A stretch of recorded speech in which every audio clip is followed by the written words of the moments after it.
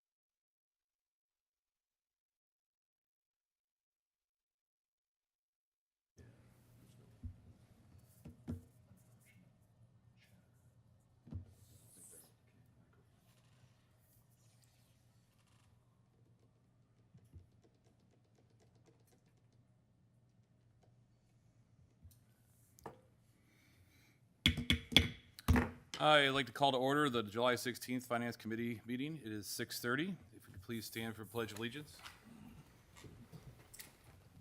I pledge allegiance to the flag of the United States of America and to the republic for which it stands, one nation, under God, indivisible, with liberty and justice for all.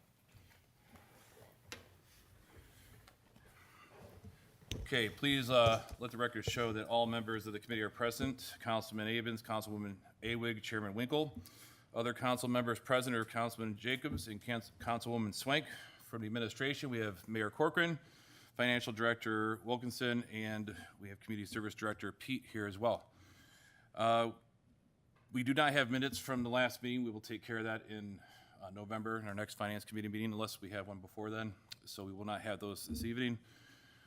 Discussion. Today we're here to discuss the general financial position of the city.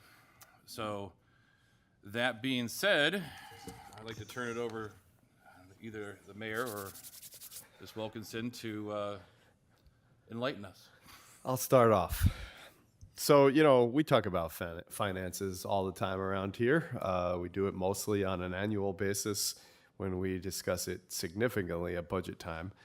Internally, the budget season lasts from basically August until we pass the legislation in November, December. Internally, we spend a lot of time and we have a lot of conversations with you. This past year, we spent a lot of time talking about our finances. We know that there were a lot of employee asks this past year. We talked about how the funding for those asks was not there, especially in the future. April provides a lot of projections going into the future, and you can clearly see in a lot of instances, we don't have the capacity for long-term costs. And remember, there's a lot of one-time costs that we talk about, and there's a huge difference between one-time costs and permanent costs. And employee costs are permanent. And I know there was some confusion about that, and there continues to be some confusion about the differences between those two. But we'll talk about that and a bunch of other things in this meeting. So with that, I will pass it over to April to get started on this conversation, and I'll chime in from time to time. Thank you, Mayor. So I wanted to go through some information we discussed last November in the Finance Committee meeting. I'm going to do my best to do the slides and the talking at the same time. So in the 2025 budget process, when we met, I provided council a general fund summary. The budget in and of itself includes fund summaries for every fund, but focusing on the general fund, I provided a fund summary with a 5-year forecast. We discussed the roughly 16% increase in population growth since 2024. We discussed the slowdown of housing growth in the city. Not by my number. Population growth since when? 14. 14. Mm-hmm. Since 14. 2014, yes. Okay. We also discussed the Moody's bond rating and the importance of their financial opinion. This is a snapshot of the fund summary I provided back in November, calling your attention to the items in red. We talked about the excess deficiency of revenue over expenses. So you see that first calculation is showing the current year, a snapshot of the current year, how much we received in revenue, less the expenditures, what's that net? And below that, we take into account our other financing sources and uses, which is our transfers in and out primarily. And then below that, we have a total to include that, which again is the excess of revenue expenditures and other financing sources and uses. And the difference between those is one is looking at the perspective of just operating, what we do in our operating revenue and expenditures, and the other takes into account the non-operating. And it's called non-operating because you're not required to transfer. That's why they call it that. So these numbers are important to us because the first thing we want to be sure is that we're not overexpending. We're not overextending ourselves in any one fiscal year. The hope is always that we will have more revenue than we do expenditures in any year. And then the statement takes into account our fund balance. So last year we talked about beginning in 2029, just operating alone, we're operating at a deficit. And then once we include the other financing sources and uses, beginning in 2026, we're operating at a deficit. And we will need to use the excess fund balance to make up those deficiencies. Any questions? Okay. So some of the key takeaways from that budget process was we knew that looking at that fund statement, we couldn't provide all the requests made by the departments and divisions, primarily, like the mayor said, with regard to adding additional employees. There were significant capital improvement needs today and in the immediate horizon that we needed to take into consideration. We all recognized at this time that there are some deficits in the general fund that we need to look at as early as 2026. And we needed to come up with a plan to ensure the long-term health and safety of our community. Do you want to talk about any of the capital projects? Sure. You know, we have a tremendous amount of needs in the city, and we don't have enough money to meet all of those needs. We certainly don't have enough personnel to meet all those needs either. So, we're always looking for outside revenue from different grants, wherever we can get splits where, a lot of our road projects, we tend to wind up getting 80-20 splits, 80% paid for by outside sources, and then 20% still comes from us. So I think overall, with all of our departments, we've done a really great job with getting outside money. We just got that $700,000 for the Bainbridge and Route roundabout.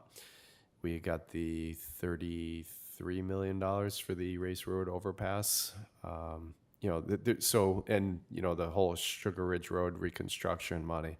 I mean, there's example after example of where we've managed to get outside money for our projects. But, we still have our own share of all those costs.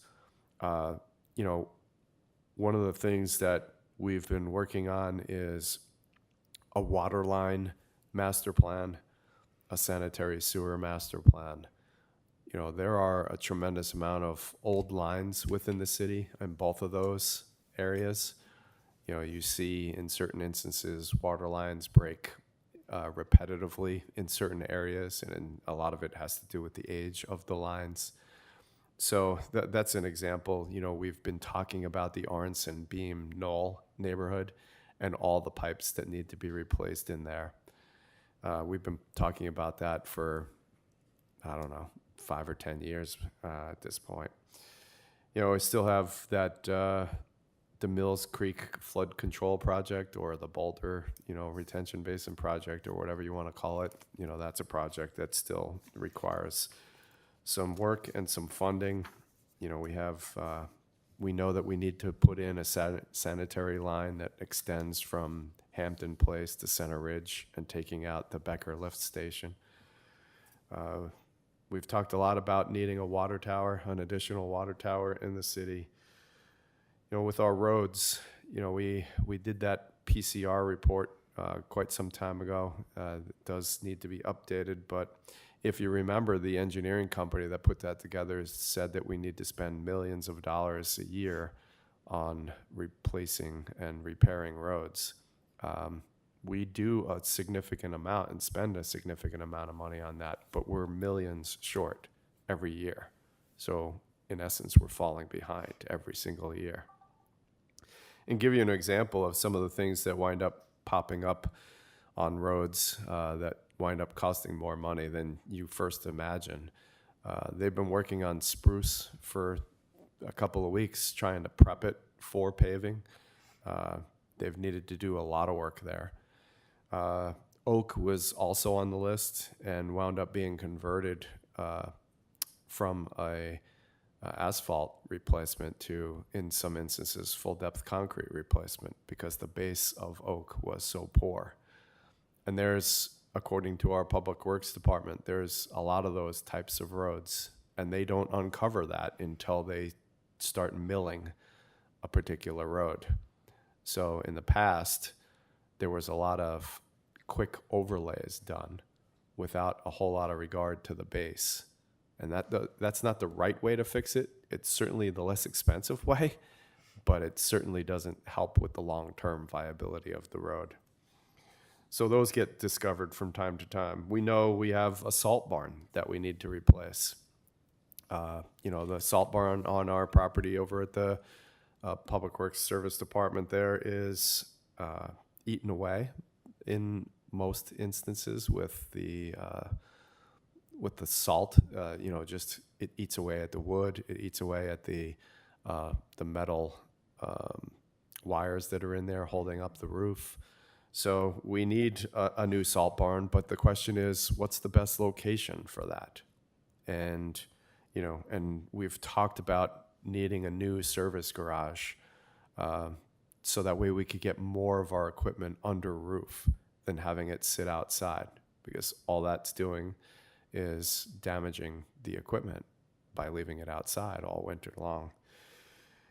All the different transportation projects, I think we've done a great job over the years with the flow of traffic and moving traffic through the city. I think, but there's more work to be done. You see that we've talked about some long-term projects. I already mentioned the overpass, and some roundabouts, and we have that Gateway North Ridgeville project.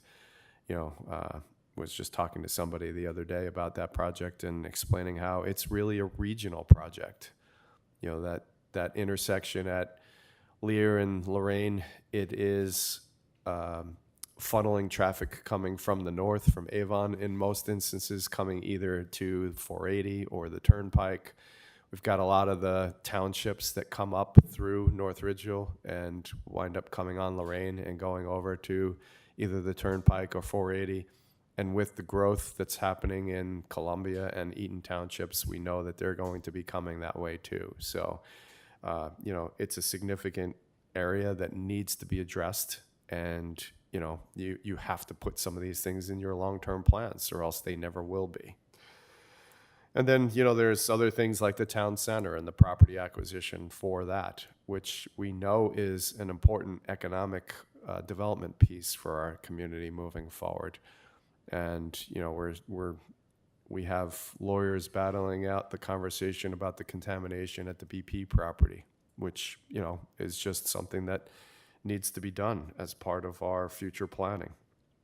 And then, just the employees. I know that last year, police, fire, public works asked for all sorts of employees. There's a limit as to what we can afford. So those are just like off the top of my head ideas.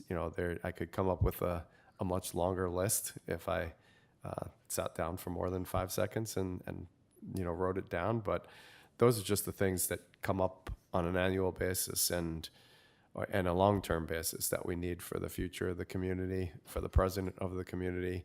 So you can see there's just a tremendous amount of expenditures that we still have moving forward as a city.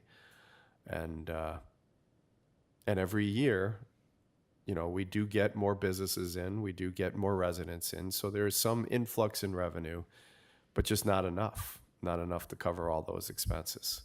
So we have to do something different. Okay. So I wanted to talk about the fund balance a bit. Internally, we've had a lot of discussions about the fund balance. I've had directors come to me and ask about the fund balance. Employees don't understand fund balance. So I wanted to talk about it a little bit. First, with how did we get here? When I started at the city nearly 9 years ago, our fund balance was $5 million. That was it. That was all we had. And today it's grown quite a bit, but there's reasons for that. many reasons. And those reasons are honestly fiscal responsibility and troubling times. That's what got us here. So we keep our budget tight. I tell you guys that every year. We give departments and divisions a threshold that they can increase their budget. I believe it's about 3%. Anything above that, they have to justify that request. And sometimes even the 5% can't be accommodated. It just depends what fund that department is coming out of. If you recall, when COVID hit, we were told by Rita that we would experience a decrease in our largest revenue source. Well, we didn't know what to expect, so immediately we requested our departments and divisions to decrease their 2020 budgets, and we postponed union negotiations, which were on deck at the time. I think public safety was on deck at the time. All non-safety overtime was cut. You had to request via email from the mayor approval to work overtime for your staff if you weren't in safety services. So we took measures, very prudent measures, to ensure that the city's finances were protected should we lose that revenue. And we did. We didn't lose as much as we anticipated, but we did lose. We didn't grow at the rate that we were growing, which was roughly 7% at the time. So we did, and it caused our fund balance to grow. But we have to be very mindful that your fund balance is your savings account. It's your one-time money. You can't use, just like at home, we cannot use money we set aside for an emergency to, if we're having ongoing expenses, things that are going to come due for many, many years. We have to be very conscious of that as we move forward, because in the presentation before you, you're going to see just how important maintaining that fund balance is. Right now, the city maintains 6 months of operating expenses as their target carried forward balance in the city's largest fund, which is the general fund. Not every fund can afford to carry 6 months. If you remember, in our utility funds, they're a little less than that. In our debt service funds, they're a little less than that. I would argue that every fund, especially your utility funds, should be probably 9 months. Your debt service funds should have enough to pay for 5 years of debt service. We're not maintaining that right now. We have enough, but my point is, if we ever get into a situation where we have to tap into our resources, that one-time money will be what we'll be tapping into. And that's important to keep in mind. We need every dollar of our fund balance for our future appropriations. And we use this money, so everything outside of that 6 months, there's a balance there. What do we use that for? Well, you have to have cash in the bank to continue your operations while you're collecting additional revenues in the upcoming year. Anytime we get grant proceeds, 98% of every grant we get is a reimbursable grant. So you have to have money in place so that you can fund the grant and get reimbursed. Sometimes grants span over many years, so that money's tied up for a bit. You could have one-time emergency expenses. I'm sure Chief Reese did not anticipate the closure of Fire Station 2 due to an electrical issue. He didn't, I can tell you that. He did not anticipate that to happen. And he didn't budget for the repairs associated with getting the station back online. I can tell you the roofs and the pavilions at South Central Park, we were unaware that those roofs need to be replaced, so those weren't in the current year budget. I can tell you Chief Reese wasn't aware his dishwashers were gonna break. He's replaced his dishwashers, the refrigerator. He's got a lot of people in these buildings using these machines all the time, and just like us at home, we don't know when something's gonna break down, but we plan for those costs. Just like we would use our fund balance, anybody else would use their savings account, right? It's the same thing. We also didn't know the fire alarm system at City Hall was inoperable. These things come up, and we can't anticipate every single expenditure that might come up in a fiscal year. Things are going to happen just like it does in our everyday lives. So our fund balance safeguards us in a lot of ways, and also in ways that we cannot anticipate, such as we know that interest income fluctuates. Now, a couple years ago, we were receiving somewhere in the $300,000 range. We've changed our investment strategy. We're getting a little more, but now we hear the rates are going to drop. So now those estimates are going to change. We know that license and permit fees are variable. It depends what people are doing in the community of how much we collect. We know that fines and forfeitures fluctuate. We know that revenue in the general fund will fluctuate a bit. The revenues that we anticipate to remain consistent are what? Property tax and income tax. And recently, we all know that the state was looking to take away the property tax that goes into our general fund, the inside millage. So what would we have done if we needed $3.6 million next year to fund the general fund's expenses? We would have tapped into our fund balance. That would have been the only immediate thing that we could do. So I want to make sure that we're all clear that the fund balance is important. It's important to maintain. It's important to grow. You never know what needs you're going to have in your community. This community's growing. We have 38,000 residents these days, I believe, is the most current estimate. And, you know, it's alarming when there's a need that you can't address. That's alarming. I can also tell you that the general fund isn't the only fund.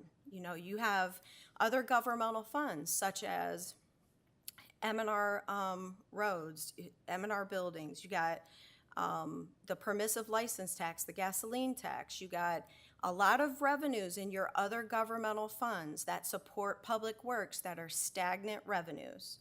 So should you decide to give Public Works additional employees as asked and as needed, how will we pay for those additional staff? You may have to have money in the general fund to support that.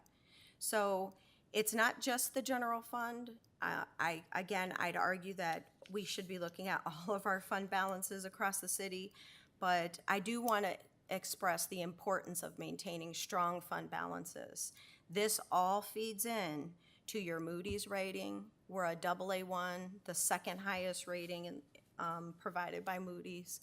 That's important, very important. So who is Moody's? Who's Moody's? Moody's is a global organization that provides credit ratings based on economic and financial factors. Moody's is not an Ohio organization. This is a worldwide company. If you remember not long ago in the news, we heard that Moody's downgraded the rating of the federal government. Moody's is currently looking at the housing market. This company, their opinion matters, and it matters to investors. So if we go down the road of not maintaining our strong financial position, the next time we go to issue debt, we might not get the rates that we're getting today. We were able to finance the police station at a low rate due to maintaining the strong rating. We were able to get our notes sold at a low rate. When investors see that you are economically strong and fiscally responsible, they are more likely to buy your notes and your bonds. And you can ask any investor that, more likely. So your rating is just like your credit score. If you've ever gone out to get an auto loan or a mortgage, you definitely understand how important your credit score is. This is the same. So in our last opinion issued by Moody's, which was in March of 22 when we did the bonds for the police station, they gave some considerations to us. They talked about the city's strengths, which were a solid economic and demographic. They talked about our strong operating fund balance and our levels of liquidity. I want to mention to you, at the time of this rating, our fund balance was $11 million. They felt this needed to be maintained. So they talk about some of the challenges that the city faces. If the per capita or resident income trailed the majority of our peers, that would be a challenge for us to maintain our rating. The above average pension burden, now that piece is out of our control because we participate in the state retirement systems. Their burdens are their burdens, but it still impacts our ratings. Some factors that could lead to an upgrade: a material expansion of the city's property or income tax basis. Very important. Sustained maintenance of a strong operating fund balance and liquidity.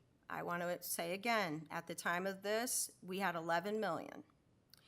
Factors that could lead to a downgrade: considerable contraction of the city's property tax or income tax base, or a weakening in the city's demographic. Material declines in the available operating fund balance and liquidity. So this tells you from a rating agency that rates the entire world, these are the important things that the city of North Ridgeville need to pay attention to. While we're talking about all that, why this matters so much, it's because it costs us money. It's all about money. So when the rating is high, it costs us less. And when the rating is low, it costs us more. So whenever we go out to borrow money, which in a lot of these instances that I mentioned earlier, we're going to probably have to go out and borrow money for that sanitary line from Hampton to Center Ridge, or the water tower, or some of these other things. So if our rating is good, we'll spend less. If it's not good, then we'll be spending more. And we have a great rating right now. There's only 1 or 2 local communities that have a better rating than us. I don't know of any. But I Right think, now. is it Strongsville that has a better one I maybe? haven't looked at theirs, but I know in our immediate surrounding communities, one was just downgraded. So they were at our level, but they were downgraded by 1. Okay, there you go. Not to name any names.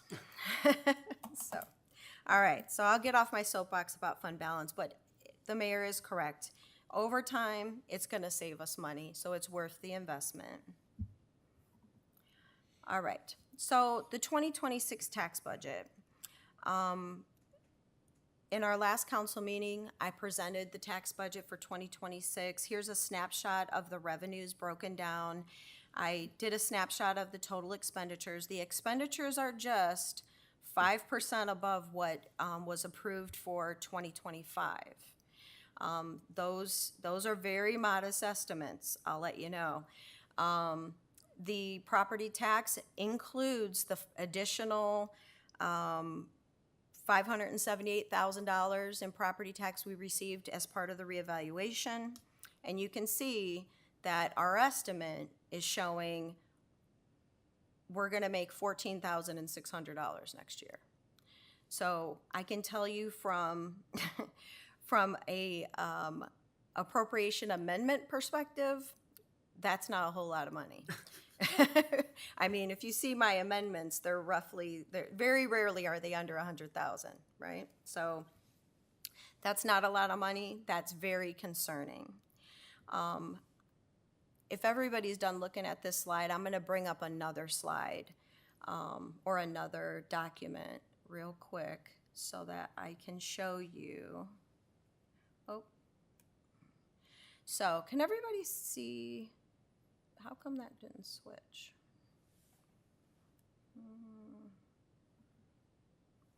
That's weird. It did last time. It did switch last time when I tried that.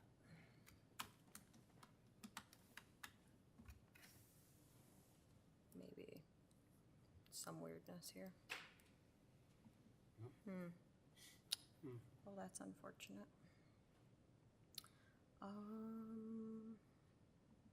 Here, let me close that and try and open this again.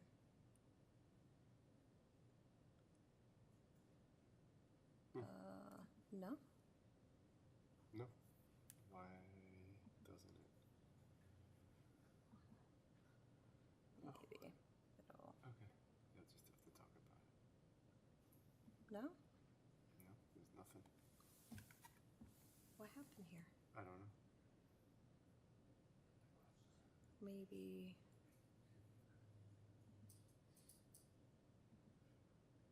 Is it gonna? Okay, all right. Should I put the hands out? Yeah, if you want to. Okay. I'm just gonna hand them out, so I'm sorry to the people in the audience, you won't be able to see this. I hoped that you would.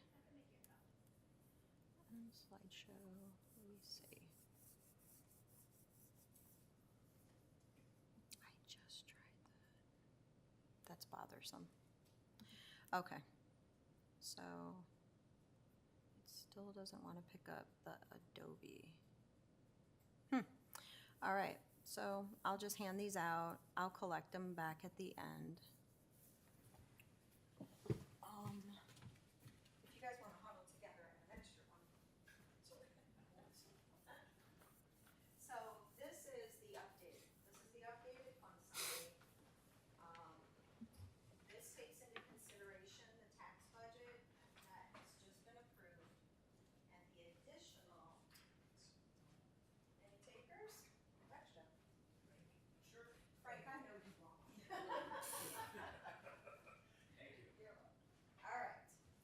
So, like I said, this takes into consideration the tax budget that we just put together along with our estimated expenses. Again, those expenses are just increasing 5%. Well, let's see. I need to take this off though, so I can look at the sheet. One thing I want to draw your attention to.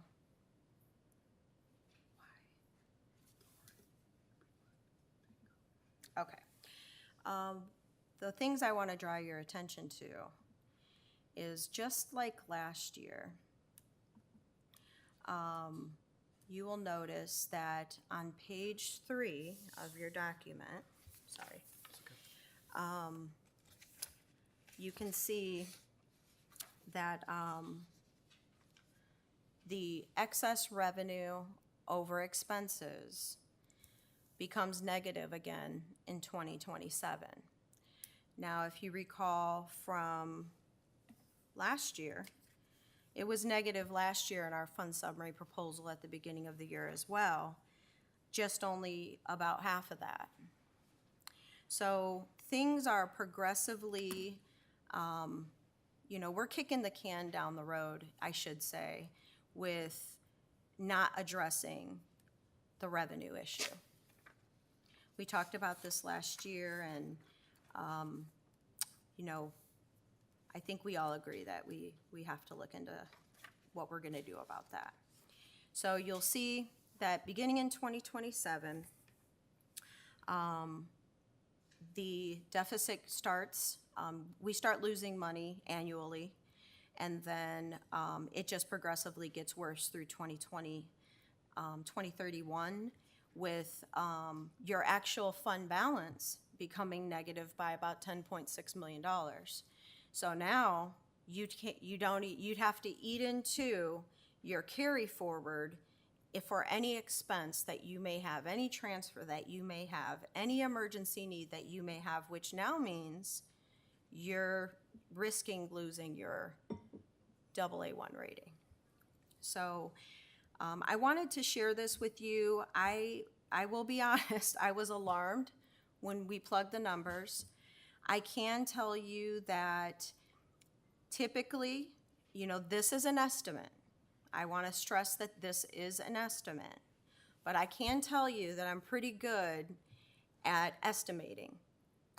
In 2024, our revenues came in at 97.2% of my estimate. In 2023, our revenues came in at 93.9% of my estimates. So I'm pretty close. I'm not doing too bad. I'd like to see them over 100, but life happens sometimes. You can't get that close. But I say all that to say, these are estimates, but I think they're pretty reasonable estimates, to be honest with you. I will also tell you that in the expenditure piece, the budget's never increased 5%. Now, do departments use 100% of it? Not always. I would say it's about in that 90% range. But I can also tell you that between 2024 and 2025, the increases, the actual versus the 2025 budget increased 28% for security, property, and persons, 35% for leisure time activities, 41% for community development. So these are very modest projections in the expenditure side as well. Now, again, this is an estimate, things can change, but I would be a terrible finance director not to draw your attention to the potential. And I think this is a big potential, to be honest. If we were to lose our inside millage, well, you know, that we'd have some real serious discussions to have, because you can see in 2027 in your available for future appropriations, you only have 3.2 million. That's what you get in property tax. So we just need to be careful. We need to be careful, we need to be prudent, we need to start looking at ways to secure our future in the city. Does anybody have any questions about the fund summary? Thank you. Yeah, I had a couple questions. So Okay. the like plain talk, you know, if you want to have less money in your pocket, you make less or spend more. So would you have an opinion on if that is that an equal value what we've seen in the last go backwards 5 years? Is it expenditure increase versus income, or just equally both, or one more than the other? I would say, if I look at 2024 as an example, and it's on your sheet, you know, our revenues came in actually 3 million higher than what we spent. So that's an actual, and that's what I mean by the estimate. You know, some things are subject to change, but I can tell you 2025 is looking really close. I can tell you that we have processed supplemental appropriation requests to council at least once every month, at least once.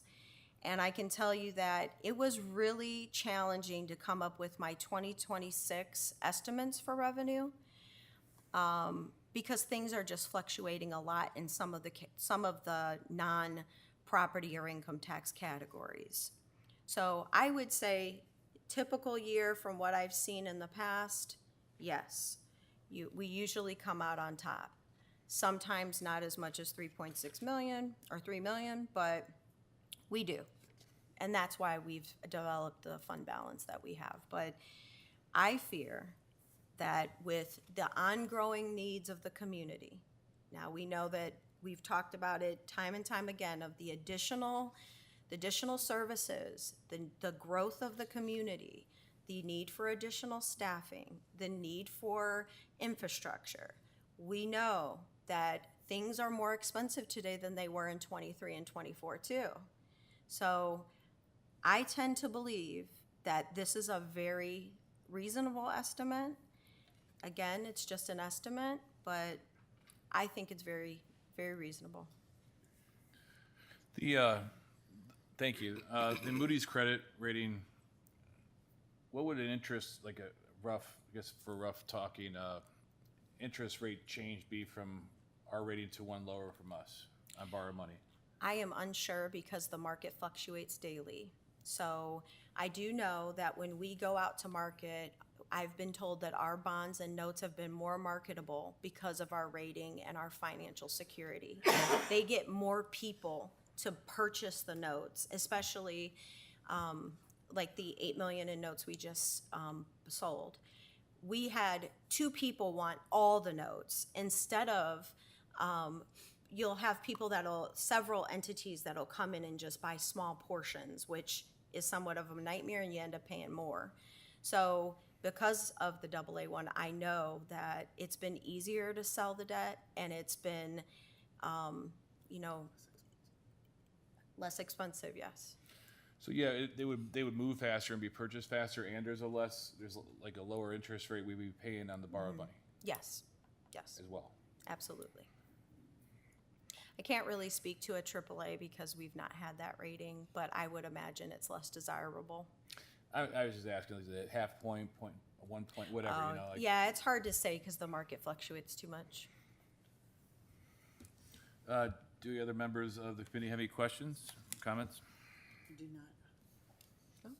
Yeah, through the chair. How much would we have to increase our income taxes in order to meet our deficit? Well, Bruce, I'm glad you asked that question. I knew it was coming, so I figured I'd beat you to it. Yeah. I'm going to present that to you here in just a minute, but I will assure you that it's reasonable. It is reasonable. So let me get back to my slides so I can show you what that looks like.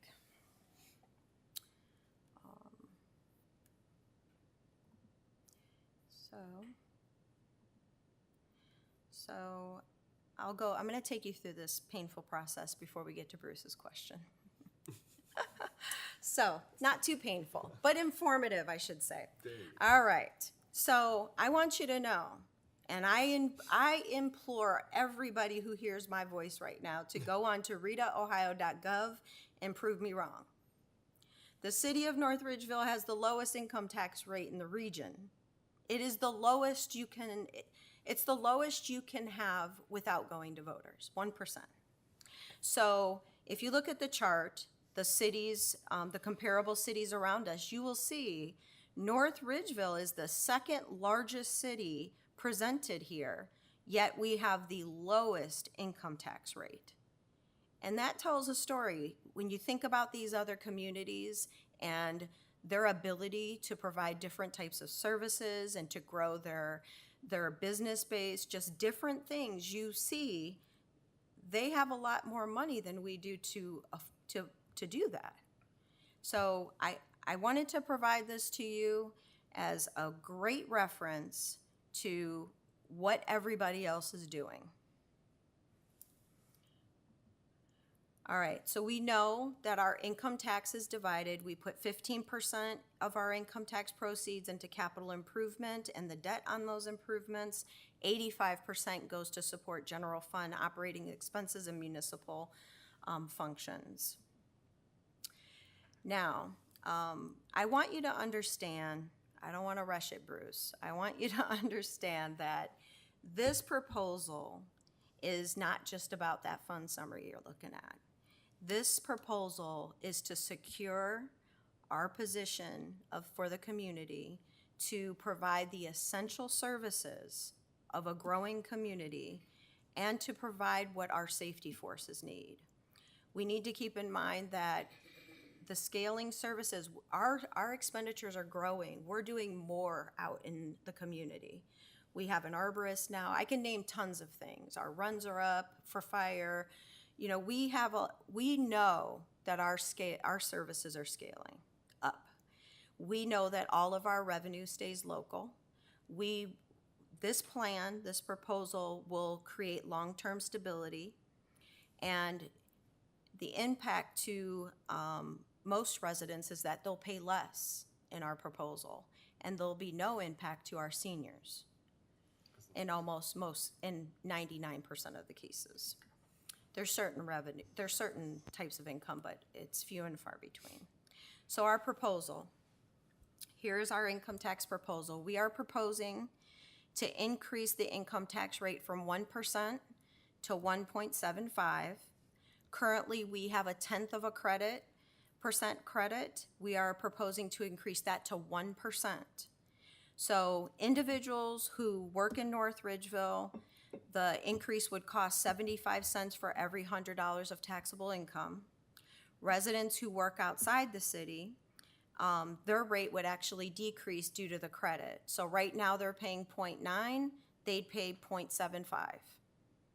So something to keep in mind, people who live and work in the city, our residents who work here, they're taxed one time. You're taxed one time here. If you live here and work somewhere else, you're taxed twice. You pay your workplace city and you pay your residential city. So 80% of our taxpayers fall into the double taxation. 20% of our taxpayers live and work in the community. So it's something to keep in mind. We think that this is a very reasonable proposal. Does anybody have any questions on that? Anything you want to add? Do any of the members committee have any questions? A question I would have is, how much more income or percentage would you need in order to eliminate property taxes that the city charges? Any idea on that?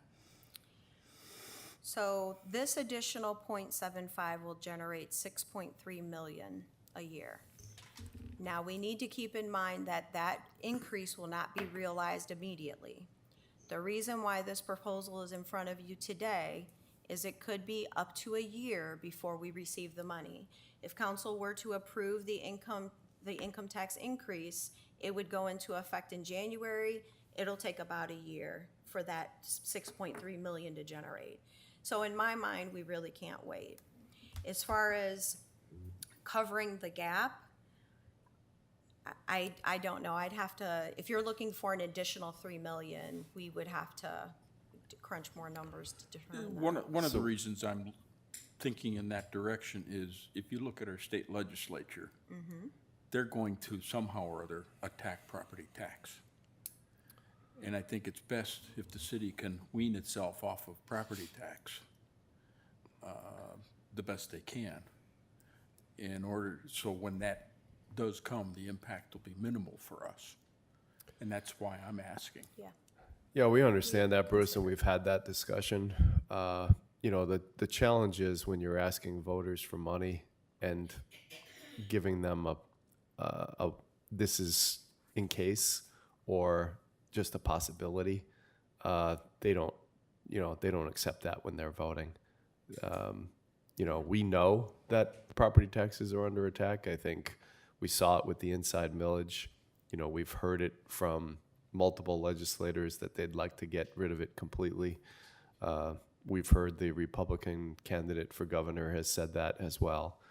We've also heard it from President Trump. So, yeah, it's going to be under attack. And when that time comes, you know, there's different things that we could try to do. But, you know, we can't ask for money on that basis that it's going away. I understand, but if all it is a 0.25% more, and if we guarantee to the How much more would we need? and I'm not saying it is a 0.25%, I'm just saying if it is, it may be easier to sell to voters on the fact that raise your taxes by 1% and you get rid of your property taxes. You need another. And because I get the definite feeling that our voters are in no mood to give us more money. And that's As a rough idea, we would probably have to ask for a 2.25 Yeah. altogether 2.25. to cover it if they took it away. Yeah. So, As a rough estimate. So I have a question. and that would be no credit. Go ahead, Ms. Awade. So when was the last time that, I mean, I know we've had income tax increase on the ballot before, but when was the last time something was passed in terms of an income tax increase? There has never been an income Never tax been, that's what I increase was in the thinking. history of the city. When the state came out with the idea of income tax, they allowed you to get 1%. The city put that into place at that time.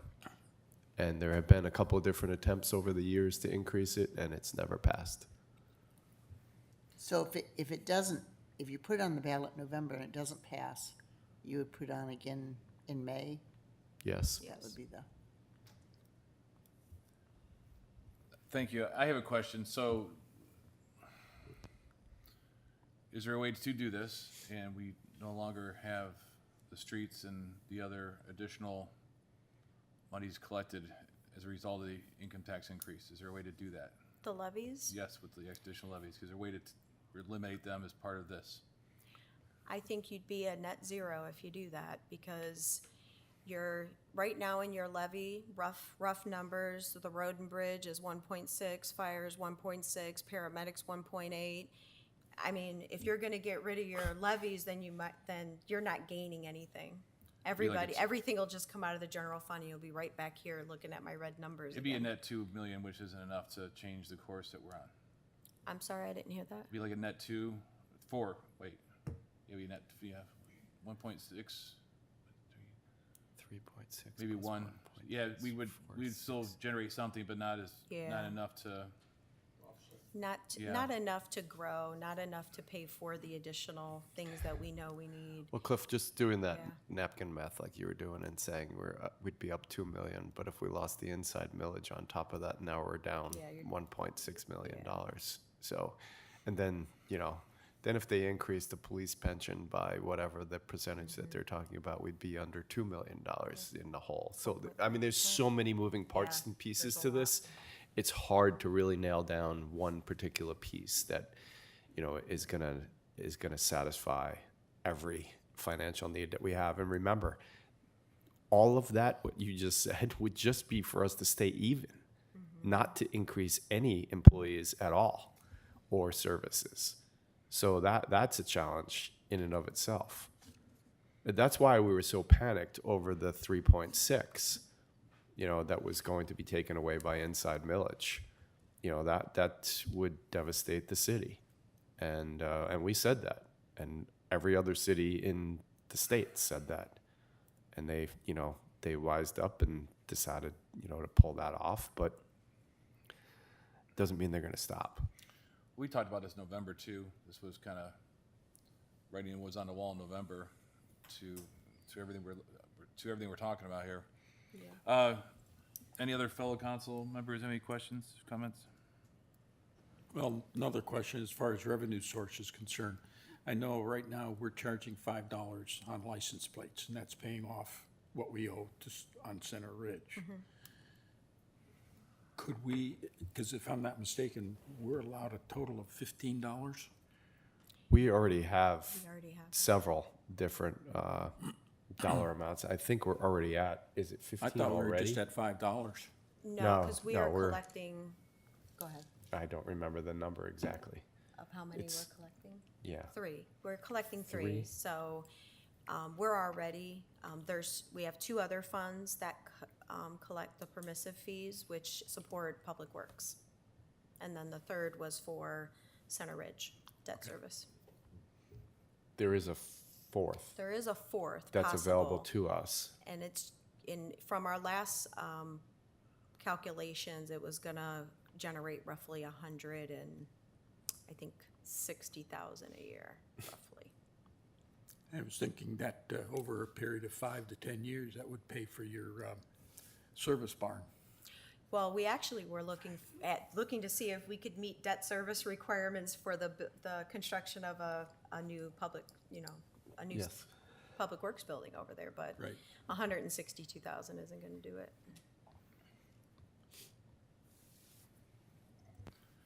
Okay, no other council members? Anybody in the audience have anything to say or add, questions? Okay, I do have one question. What is the deadline to put it in this? So, our plan would be to present legislation to council at the July 21st meeting. Council can think about it. It would need to be passed at the August 4th meeting in order to meet the Board of Election deadline of August 6th. Is there going to be something along the lines of an informational, I would say, sharing of the information with the public and With the as community. much public awareness as possible of why and the how? And the biggest point of what you said would probably be the people that work outside the city that would want to know how that works. Because it's really not and then your 6.3 million you did calculate considering the outside, the city workers that are going to be actually paid less. Well, the people that live here and work here are going to pay more. The people that live here and work outside the city will pay less. And you said about 80% of the people Yes. work outside the city. Yes, so that 6.3 takes them into consideration. Yeah. So yes, we would conduct an educational campaign to explain this to the public, and we'll try to get that out anywhere and everywhere that we possibly can.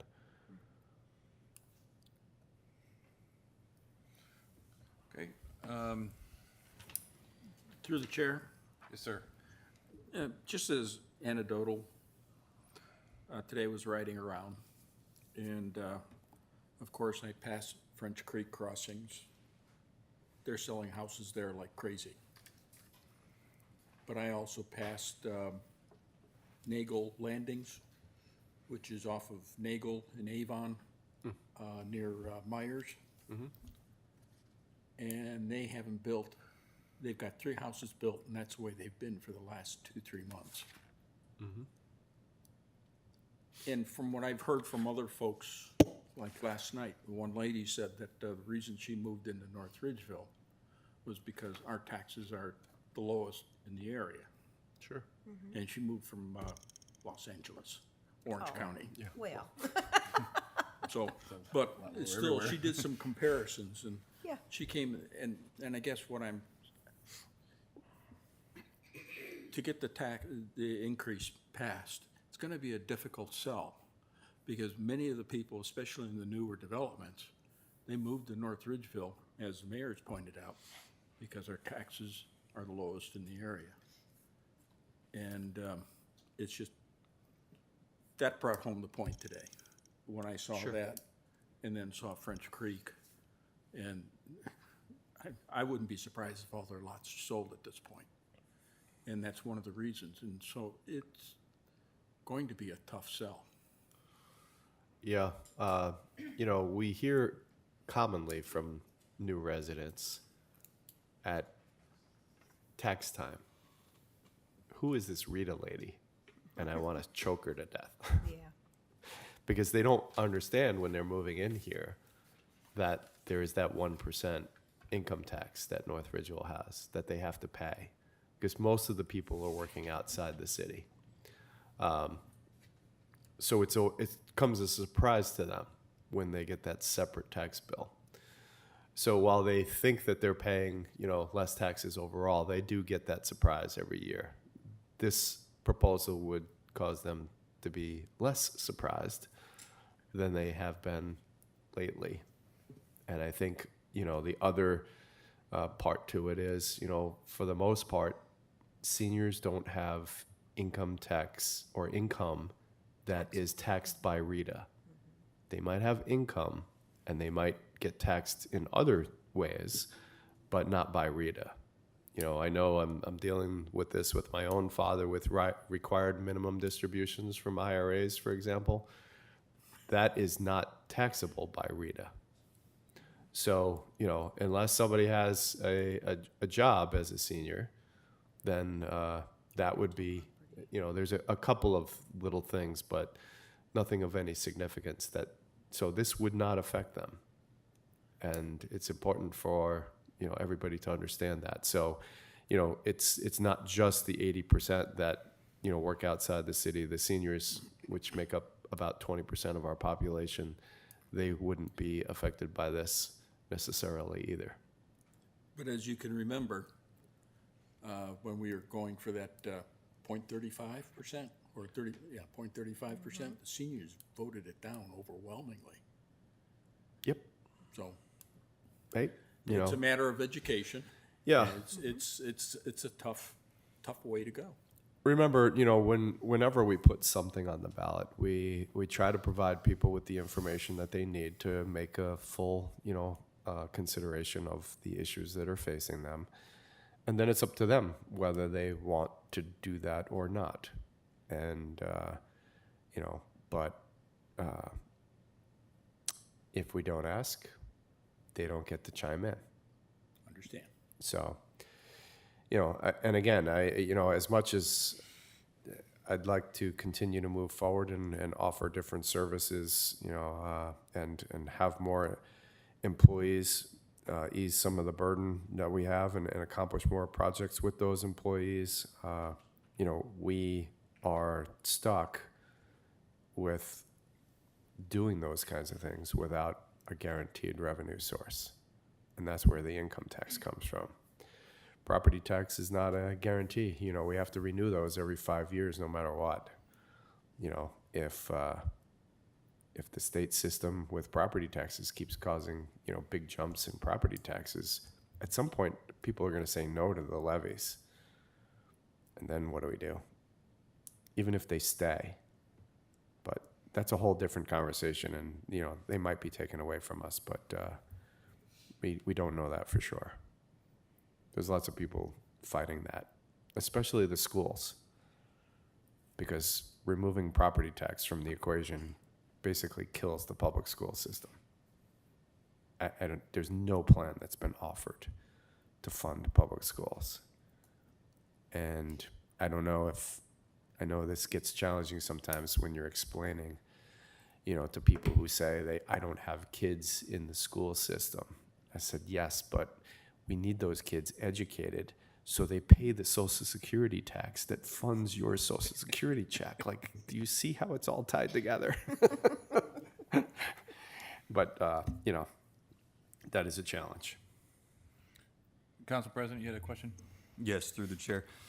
So you've talked about, you know, a lot of the projects that we've talked about several times over the years with, you know, the need for water lines and sanitary sewer extensions, the, you know, new salt barn, new service garage, all those things.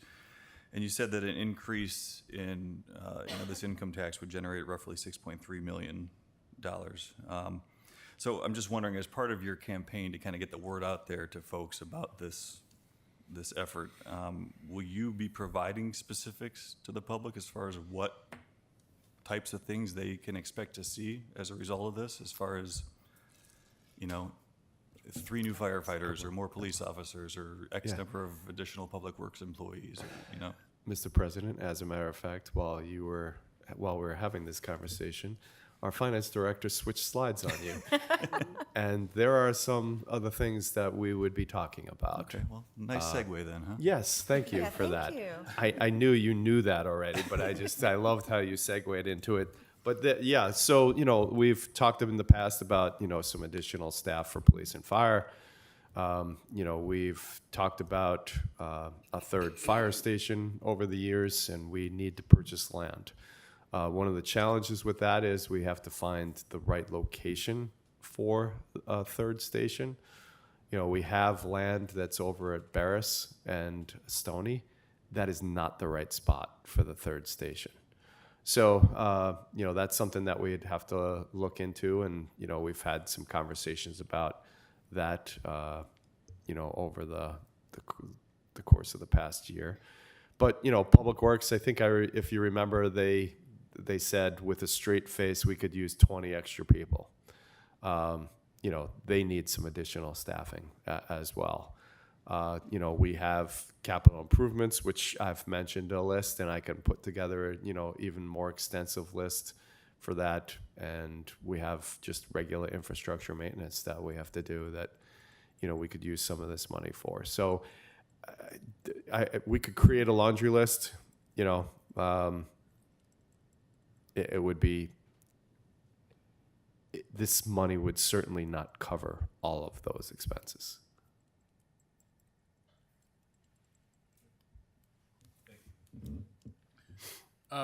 Question, so with the 6.3 would generate, the cost of this, you said it wouldn't be covered by that, because it looks like by 2031, 4 of this is gone already, just from operating. So, Right. so when I did another analysis of adding 85% of the 6.3 million to the general fund, and all of your red negative numbers turn into positive numbers. So what ends up happening is there's a compounded 2% growth too on the 6.3. So that helps sustain some of the other increases in the operating expenses. Granted, some of the future operating expenses aren't necessarily included in here, but you are in a very comfortable financial position by 2031. Right, and I understand that, but with expenses like, let's just say you bring on 3 firefighters, right? So that's $300,000, probably $350,000 a year that has to be spent. That's perpetually there. Yeah. So everything would add up, and you have a $2 million goal of not exceeding by 2031 because you're creating the same problem, right? Is that enough, I guess, to do what we need to do? It'd be the question, the 1.75. If you see what I'm saying, though, Yeah. because if we need to have X, Y, and Z, does X, Y, and Z exceed the 1.75? Because if you're gonna try to do this, you have one shot. So, I understand. I think 1.75 is, while I feel like it's a reasonable ask, I think that if we went higher than that, we were initially looking for 0.5. And I think if we went much higher than 0.75, it would be a tough sell. There's other things that we can do, should this be approved by the voters, if necessary. But I do believe, based on my estimates, including 85%, that we would be in the financial position to accommodate the hiring of new staff, to accommodate the one-time purchase of land, to accommodate some capital improvements and things like that. and I agree. It's not that it can't be reevaluated in 5 years anyways, and try to use other methods to not just Absolutely. keep asking for money. Yeah, What can and- we do to make it better? Can we earn more money with doing different avenues versus asking? I understand that, but Yeah. just want to ask a question out loud. So, Yep. I think too, with the growth of our business base, that'll certainly help. yeah. Over time, we already have some projects in the works that are going to assist in the growth of our business base, so that will help.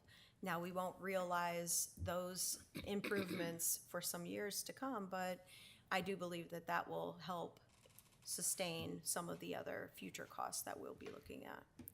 Yeah, that's one of those things that is a little bit fluid. You know, we have that property that we purchased off of 83, you know, that we are trying to develop into a business park.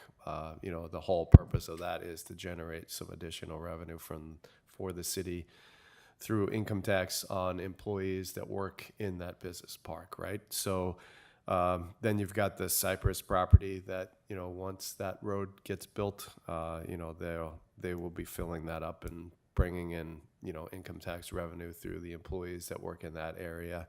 So, you know, there are those other sources of revenue that are going to be available to us at some point in time.